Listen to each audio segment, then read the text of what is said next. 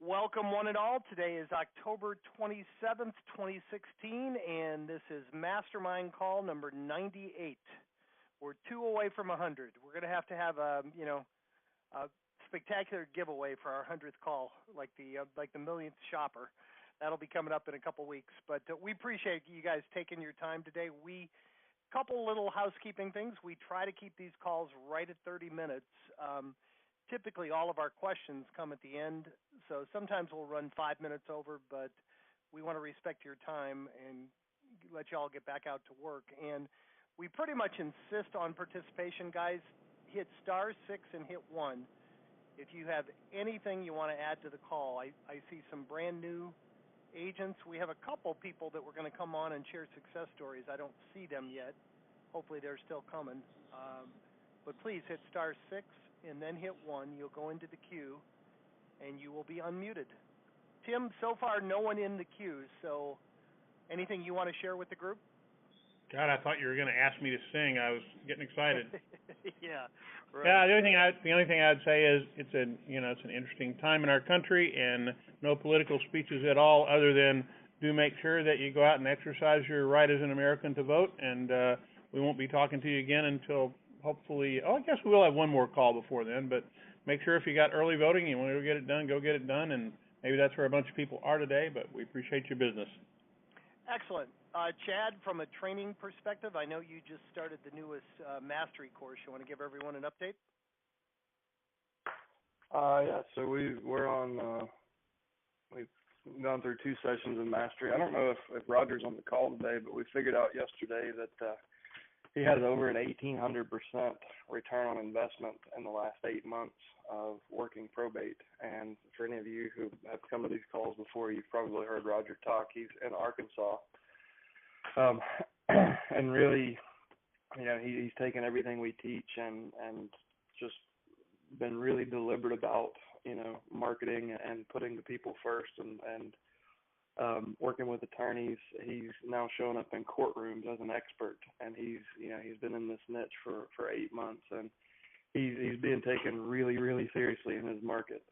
But we did the math, and he's actually blown my numbers out of the water and has over an 1,800% return on investment in less than a year that he's been doing this. So I don't know if Roger's on the call, but if he is, hopefully we'll hear from him later. But the new mastery is way more interactive. We invite alumni and veterans to show up for almost every session. So that's been really valuable for the folks who haven't been through mastery, because they can kind of hear from somebody who has been doing it for a while other than me, and learn from them. So for anyone else who's on the call that's back in mastery, thanks so much for being there. It brings a lot to everybody. Excellent. Tom, anything from a customer service perspective you want to share with the group? Nothing specific, just that I always try to remind everyone, if you need something, please send us an email at support@alltheleads.com. We track those items, and we'll get back to you as quickly as possible. All right. Again, guys, *6 and then hit 1. And otherwise, I'll threaten you. You got to listen to the 4 of us talk for 30 minutes, and that hardly ever happens. So I was hoping that Karen Arbertine, if you're on the call, Roger Lacey, Seth Rosenberger, they were going to try to come on today. I'll just share a couple quick stories while we wait for some questions in the queue. One of the questions I get asked very often when agents initially consider doing this is, what's your conversion rate? What can I expect from this program? And we can give you averages. Nationwide, our agents average about a 6% conversion, but the results vary greatly. A lot depends on the agent's skill. A lot depends on your market. And, if you go to our website down at the bottom, you'll see a couple dozen examples of people that just came out of the box swinging, got great results. We had a lady, I was hoping she would come on the call, but we had a lady, Karen, who did not get great results initially.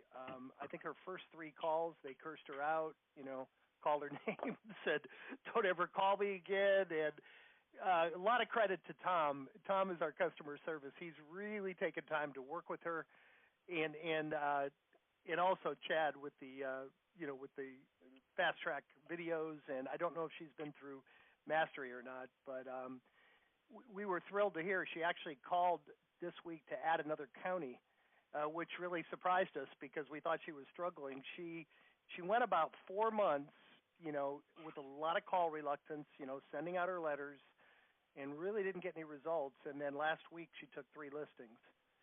So I just want to tell you all that and then I had another story real quick. Our guy in New York, he's the 4th agent that we've had in New York. The other 3 said, hey, this doesn't work in New York. He came on our call a couple weeks ago, and in 10 days he had sent out 6 listing packages. Well, he reported back to us, he added another county this week also, that he took 2 multi-million-dollar listings last week. And the difference with him, guys, this is, although there are things that work for everyone, get the lead, send a letter, follow up with the phone call, you got to adjust your strategy based on your market. We've had a number of agents that have had phenomenal success just sending letters. If you're not in a highly competitive market, and you're fortunate, you may get results with letters. Our guy in New York, Seth, what he did differently, he sent the letters and then he picked up the phone and started making the calls. And he shared with us a couple weeks ago that every single person he spoke to, this is in the most competitive market in the country, New York. He said every person he spoke to said, I got 50 letters, but you were the only one that picked up the phone and called me. So take action and you'll get results, guys. And you may have to vary your action. If you're in a highly competitive market, you may have to send more letters. You certainly need to pick up the phone and make more calls. Even if you're not in a competitive market, our friend Paul in Florida, who did 18 deals last year without picking up the phone, we keep telling him, what kind of results could you get if you were willing to pick up the phone and actually make the calls? So anyway, I was hoping those 2 would be on the call to share that with you this week. They're probably out taking more listings. We still don't have anybody in the queue. *6 and hit 1, guys. We've never gone a call without questions or participation. Leah, I see a brand new agent here. Some of you people that just signed up in the last day or 2, if you have questions, anything, you got our undivided attention right now. Hit *6 and hit 1, and we are here for you. Jim, I'll share something. So last week I told you guys I was sending out a survey to kind of help us learn more about what direction we need to head to provide value to you guys. And thank you for everybody that took a couple of minutes and did that. If you haven't filled out that survey, take a look at it. It's posted on All the Leads Mastermind in the Facebook group, or you can look at your email from last week. And please take a moment and it's probably a minute or 2 of your time to just say, here's where I'm at, and here's where I want to be, here's what I want to see. But one of the questions we asked was, what was your biggest challenge in getting this off the ground? And it was really interesting. So the number 1 challenge that everybody is having that responded to the survey is having the discipline to make their phone calls. The number 2 problem everybody is having is making time to make the phone calls. And what we found is it's really interesting when the people that report back and are just amazed with their results, it's usually because they made their phone calls. And it's nothing new in the real estate industry. I mean, if you can have that discipline to make those calls, you're going to be much more likely to have success. And it's one of the things that we have been working on behind the scenes with the new system that we're rolling out and the new training. We're focusing on every little thing like that we've learned. We're focusing on how can we further systemize this, automate this, and make better tools for you to make that job easier, to blow through that call reluctance or help you with that discipline to make those phone calls. So if you've got just an extra 2 minutes, please just, go on, take that survey, and because everything we can learn about what your challenges are will help us build a better system and better tools for you. Well said. Still no one in the... All right, we have our first person. You guys didn't want to listen to us talk for 30 minutes. Thank you. We do have someone in the queue. So, and guys, we have room for 3, 4, or 5 more people. So please, if you're brand new and you don't know what to ask, come on in. You people that just started doing this, we would really like to hear what your results are, what you need help with. And by the way, next I believe, next Wednesday is our role play call. Next Wednesday, 2 o'clock Eastern.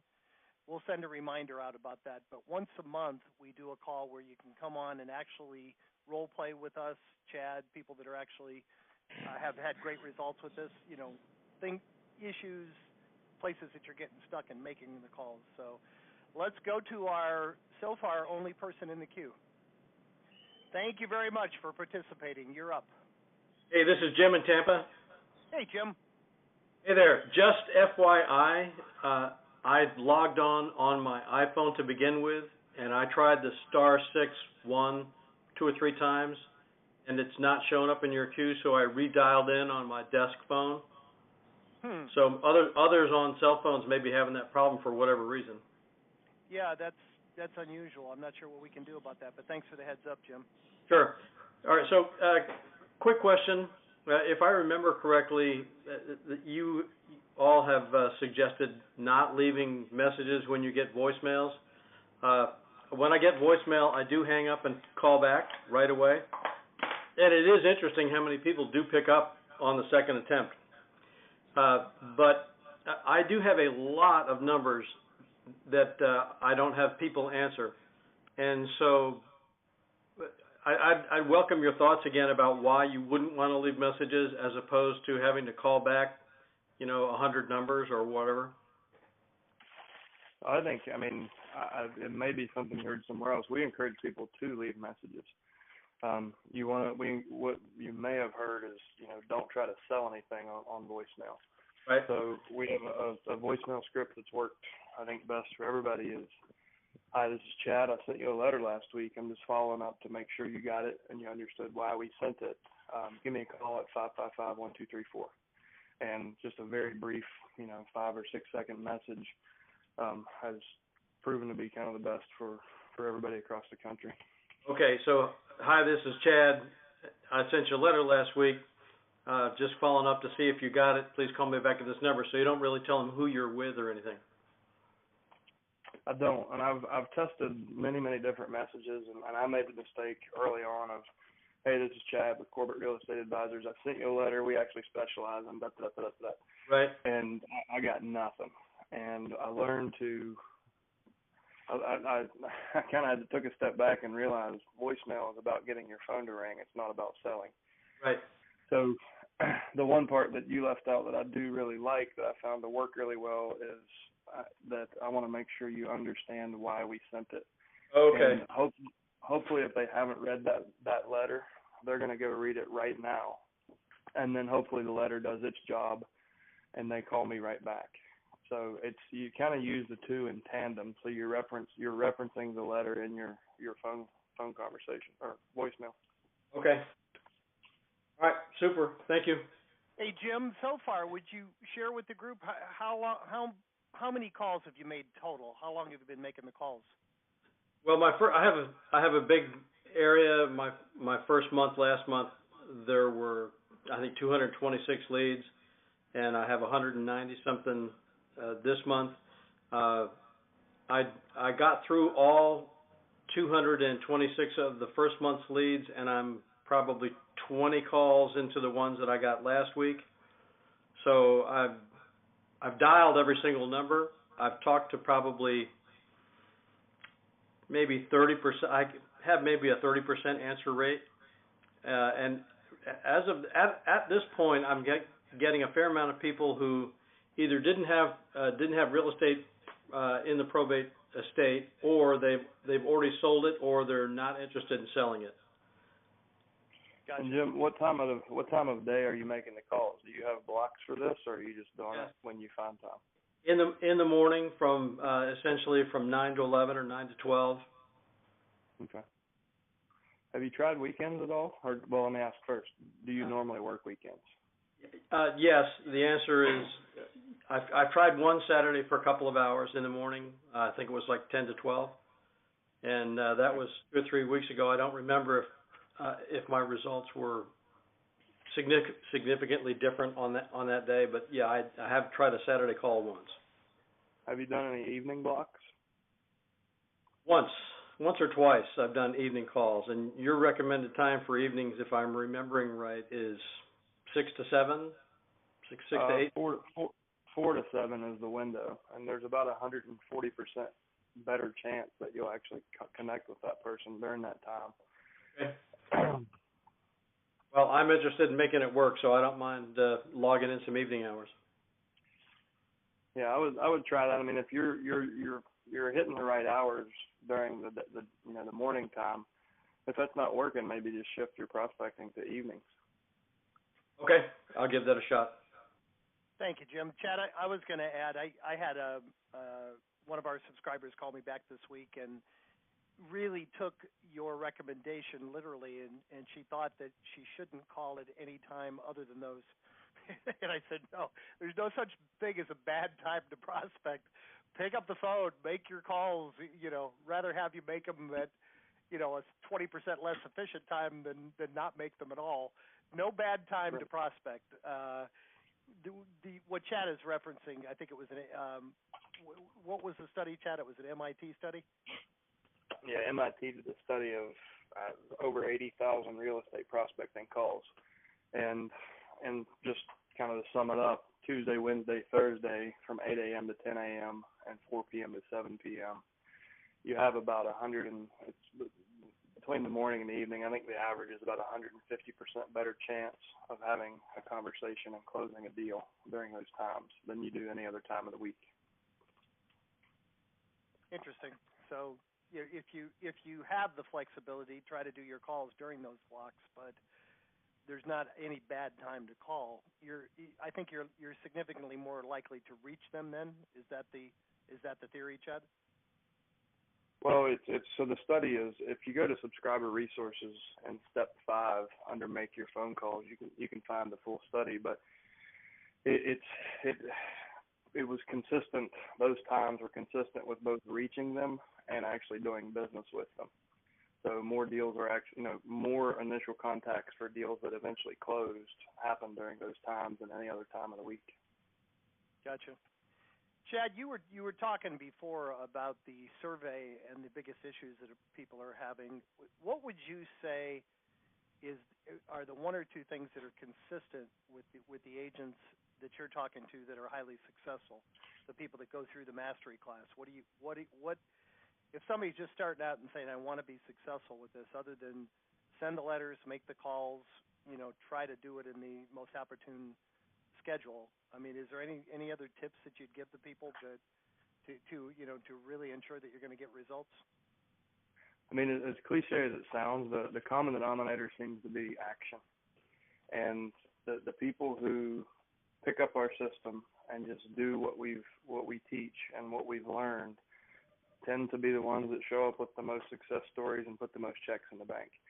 And I highly encourage you to take what we've learned and what we teach and kind of personalize it to yourself. But the key components of, offering options and having that team around you and, getting real clear on why you're doing this and being confident in why you're doing it. Everybody who has found really good success seems to have gotten those things in place very quickly, got mail out the door, and picked up the phone whether they wanted to or not. And I would say that's probably true of everybody who's shared success stories with us. The ones that have struggled the most are the people who got their first list and made a mountain out of a molehill. They didn't send the mail. They didn't make the calls. They sat there and felt guilty because they wasted X amount of dollars. And then the next list showed up and they repeated the same thing. Most people who don't make a go at this is it's because they didn't have the discipline to start, or they were intimidated by something, or they just didn't have the they weren't confident in why they were doing it, I think. So, and that's something we try to address that early in Fast Track and help you really get clear on why you're doing this, help you, get the team around you, build your value. But the people that do really well are the ones who do those things. And for anyone who on the call is like, oh crap, that's me. Rome wasn't built in a day. You don't have to do it all on day one. Fast Track is like an hour of intense content that might take you a week. It might take you a month to actually do what we suggest in there. But the people that, you know, a long time ago, a quote came up on a call, that the best first thing you can do is anything.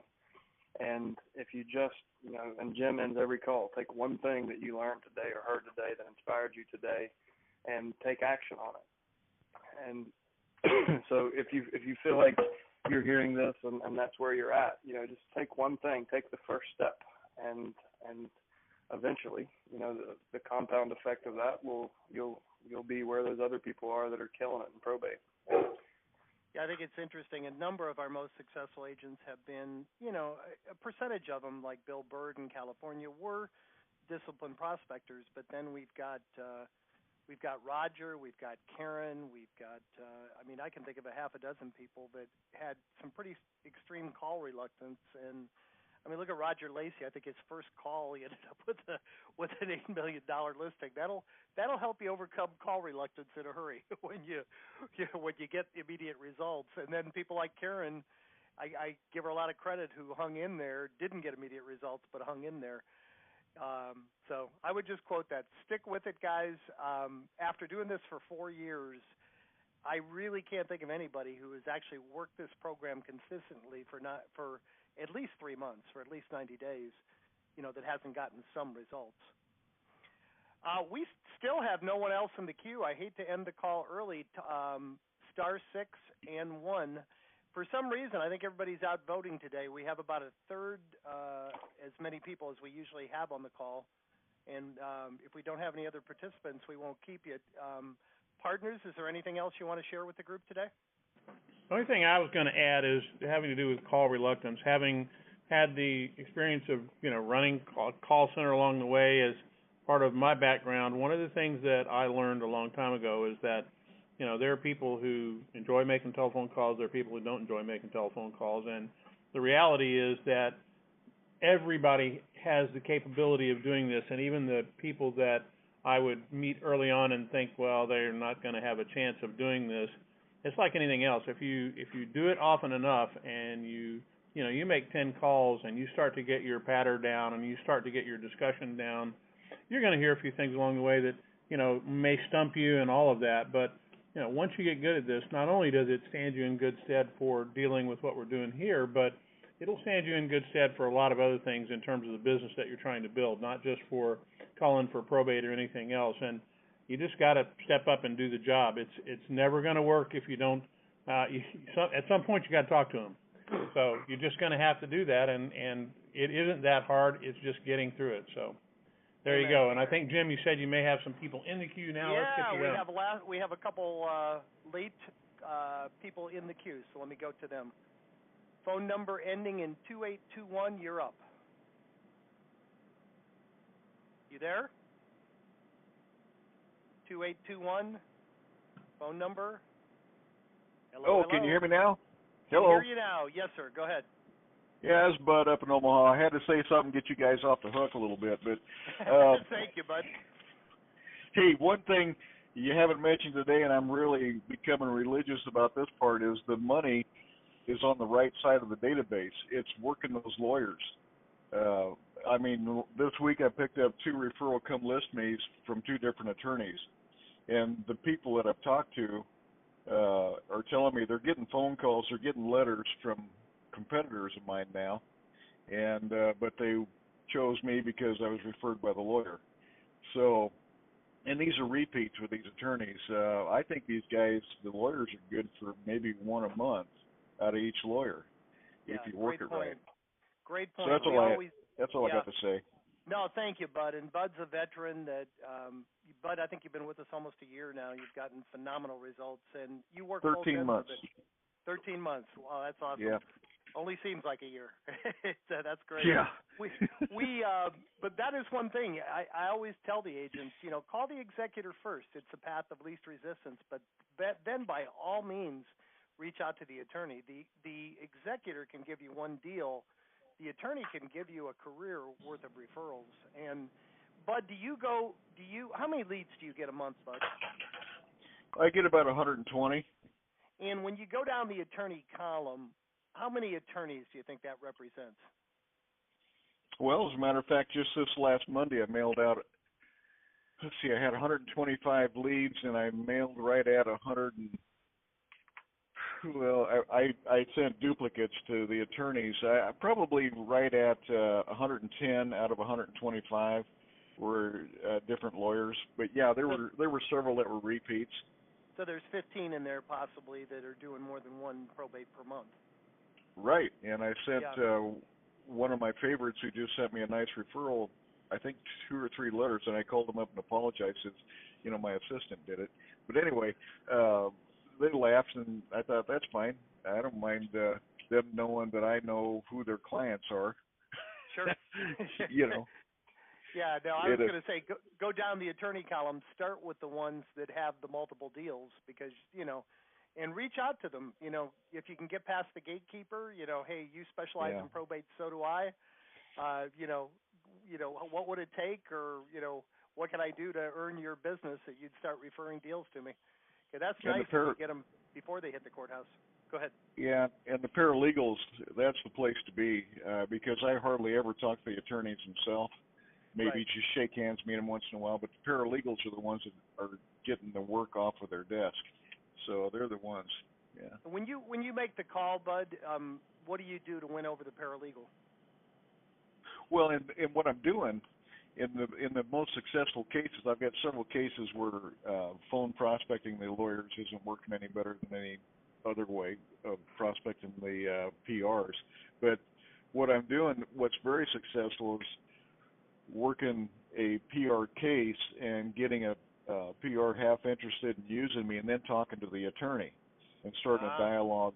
So getting the foot in the door with the attorney really starts with the PR and a particular filing.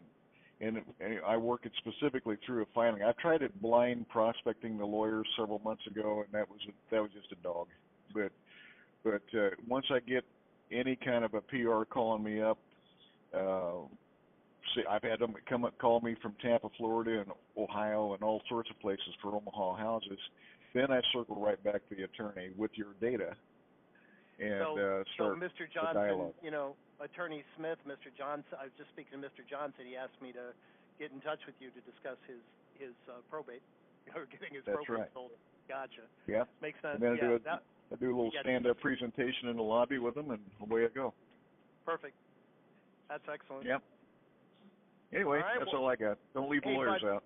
Yeah, no, thank you so much. And I think we probably have a half a dozen agents that are really working the attorneys. We got Bob Faust in California. He's doing email and mail campaigns. Bud, you're mostly get in front of them. You send them letters and get in front of them. But that's right. It's not. There's more resistance. It's a tougher process to build the relationship, but it pays off in spades when you're able to. So, so don't overlook that, guys. It's a secondary way that you can capitalize on these leads. Thanks for that, Bud. We got one last person in the queue. Phone number ending in 2000. You're up. Thanks for the plug. This is Bob Faust. You just talked about me. Hey, Bob. I didn't mean to steal your thunder, but so please go ahead. Well, I can just tell everybody that I do focus on the attorneys, and I went through an awful lot of dry creeks with my email. I do mostly email, some letters to the attorneys, but you get an awful lot of bounce backs. The attorneys now have a lot of spam filters on their email addresses. I'd say 20% of them now you can't get through their spam filter because they recognize your email as not being a personal one. So I went back and changed all of my cover letter on the emails to eliminate all the bad words that are not supposed to be there and get rid of so much of the graphics that I was given and adjusted. If you go to Google and Google on bulk emailing and what the do's and don'ts, read the don'ts and then adjust your letter accordingly. And I sent out my last one this last month, and I got 5 attorneys called me back within 2 hours. Wow. But it's because I got through their email spam blockers. And the way I got through was changing up my letter, and I'm going, okay, you just got to be willing to redo what you do. Yeah, well said. Excellent. Well, thank you, Bob. And I know you work the executors also, but you really kind of identified from the beginning that you wanted to go spend as much or more time working the attorneys, correct? Yes, I did, because I talked to one really key customer who told me that she got so many letters and she didn't know who to turn to, and so she actually called her attorney and said, how do I pick one of these people? And the attorney gave her a reference. And you go, oh, wow. So even the PR is going to be flooded with 20, 25 letters. They're not going to know who to pick.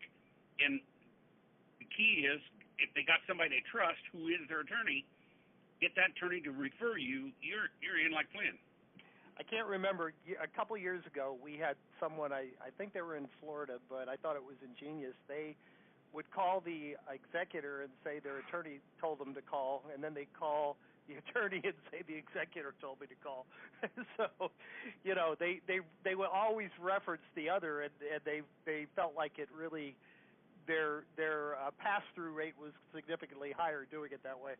Certainly when you're calling the attorney, if you reference the executor. Typically, when you're calling the executor, you know, you don't need the attorney's permission to list the property. You know, you're reaching out to them directly. But if you do have the recommendation of the attorney, it sure doesn't hurt.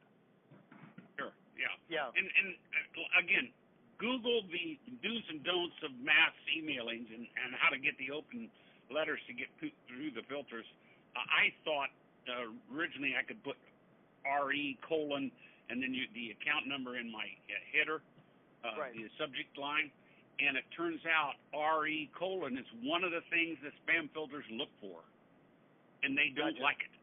And so I didn't use that, and found some other more personal things that make it sound like this is a personal request going from you to this person personally, and try to keep the letter itself mostly text, the email itself mostly text, and because I at first started out with graphics of my flyer, and that ended up being a lot of graphics, but graphics end up, to the spam filters algorithms, they know that's not a letter.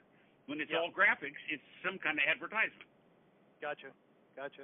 Well, thank you so much for sharing.